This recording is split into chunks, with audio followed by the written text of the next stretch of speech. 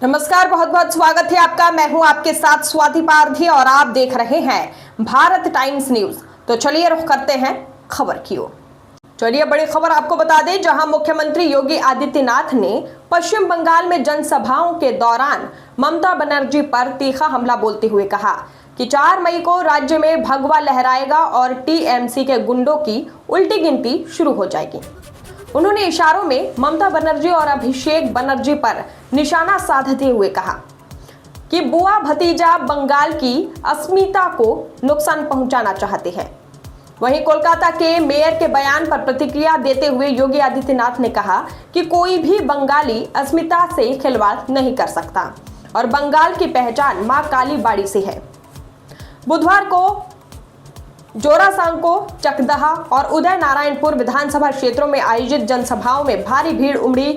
चिलचिलाती धूप के बावजूद हजारों लोग गमछा और छाता लेकर सीएम योगी को सुनने पहुंचे। कई लोग पोस्टर लिए नजर आए जिन पर लिखा था, योगी जी बुलडोजर लाओ, हम तुम्हारे साथ हैं।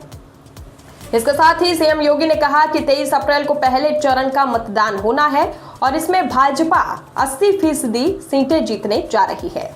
उन्होंने दावा किया कि 4 मई को परिणाम आने पर बंगाल में भगवा ध्वज लहराएगा और राज्य फिर से सोनार बांग्ला के रूप में अपनी पहचान स्थापित करेगा। इसके साथ ही उन्होंने मतदाताओं से अपील करते हुए कहा कि लोकतंत्र ने उन्हें जो ताकत दी है उसका सही इस्तेमाल करें। साथ ही कहा कि उत्तर प्रदेश की तरह डबल इंजन सरकार बनने पर पश्चिम बंगाल में भी विकास, सुरक्षा और सांस्कृतिक पुनर्जागरण का नया दौर शुरू होगा। देखिए खास रिपोर्ट। को रोजगार मिल रहा है। एमएसएमई यूनिट आज 96 लाख यूपी के अंदर कार्य कर रही है। बहनों और भाइयों, अन्नदाता किसान खुशहाल है। चारों ओर विकास की बहार है और 500 वर्षों में जो कार्य कभी नहीं हुआ, आज मोदी जी के नेतृत्व में अयोध्या में राम मंदिर के भव्य निर्माण का कार्य भी पूरा हो गया है। और इसीलिए आज मैं आप सबसे आह्वान करने के लिए आया हूं। यूपी के अंदर ये सब हो सकता है तब जब डबल इंजन की बीजेपी की सरकार थी। आपने जगन्नाथ सरकार को अपना एमपी बनाया है। आपने यहां पर पिछली बार भारतीय जनता पार्टी के बंकिम चंद्र घोष को अपना एमएलए बनाया और मैं फिर आया हूं। अब तो बंगाल में बहार है। इस बार डबल इंजन सरकार बनने जा रही है बंगाल में। बंकिम चंद्र घोष को इतना वोट दीजिए, कमल निशान पर इतना वोट दीजिए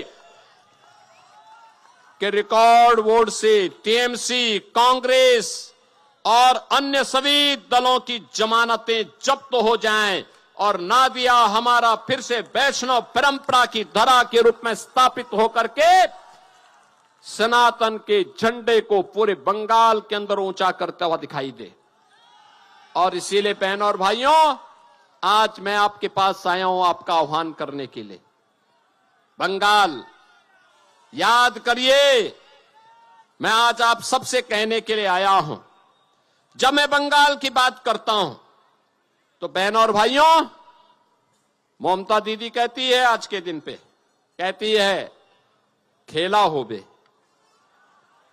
लेकिन मैं कहने के लिए आया हूं, ममता दीदी